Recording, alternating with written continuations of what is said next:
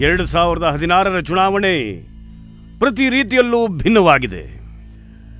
ಇದಕ್ಕೂ ಮೊದಲು ದೇಶದಲ್ಲಿ ಇಂಥ ದುರ್ದಶೆಯನ್ನ ಯಾವತ್ತೂ ನೋಡಿದ್ದಿಲ್ಲ. ಆತ್ಮಹತ್ಯೆ ಮಾಡ್ಕೊಳ್ತಿರೋ ರೈತ, ನಿರುದ್ಯೋಗದಿಂದ ಅಲಿತಾ ಇರೋ ಯುವಕರು, ಮಾನ ಕಾಪಾಡೋದಕ್ಕೆ ಹೋರಾಡ್ತಾ ಇರೋ ನಮ್ಮ ತಾಯಿ ತಂಗಿಯರು, ಬೆಲೆ ಏರಿಕೆಯ ಭೂತಕ್ಕೆ ನಲಗಿ ಉಪವಾಸವಿದ್ದ ಸರಗುತ್ತಿರೋ ಕಂದ ಮಗಳು, ಇಂಥ ದುರ್ಗತಿನ ನಾನೆಂದೂ ನೋಡೇ ಇರಲಿಲ್ಲ. ಅದರಿಂದಾಗಿಯೇ 2014ರ ಚುನಾವಣೆ ಕೇವಲ ರಾಜಕೀಯ ಬದಲಾವಣೆಯ ಚುನಾವಣೆಯಲ್ಲ. 2014ರ ಚುನಾವಣೆ ಭಾರತದಲ್ಲಿರೋ ಕೋಟಿ ಕೋಟಿ ಜನರ ಒಂದು ಆಸೆ ಮತ್ತು ಪ್ರಗತಿಯ ಚುನಾವಣೆ.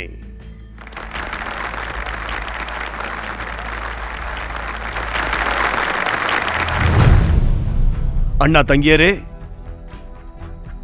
ಅಲ್ಲಿ ಪಕ್ಷ ಉಳಿಸೋ ಪ್ರಯತ್ನ ನಡೀತಾ ಇದ್ರೆ, ಇಲ್ಲಿ ದೇಶನ ಉಳಿಸೋ ಸಂಕಲ್ಪ ಮಾಡ್ತಿದ್ದೀವಿ. ಈ 2014ರ ಚುನಾವಣೆಯಲ್ಲಿ ಮೂಲದಲ್ಲಿ ಗೊಂದಲವಿದೆ.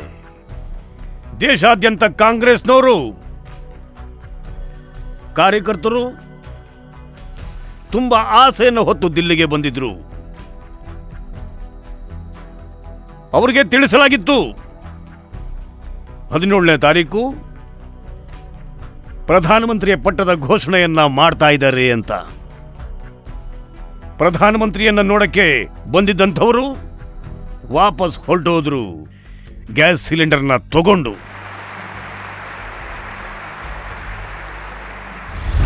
ಯಾವಾಗ ಪರಾಜಯ ನಿಶ್ಚಿತವಾಗಿ ಕಾಣುತ್ತೋ, ವಿನಾಶ ಕಣ್ಣೆದುರಿಗೆ ಕಾಣೋಕೆ ಶುರುವಾಯಿತು. ಆಗ ಯಾವುದೇ ತಾಯಿ ತನ್ನ ಮಗನನ್ನ ಬಲಿ ಕೊಡೋದಕ್ಕೆ ತಯಾರಾಗ್ತಾಳ?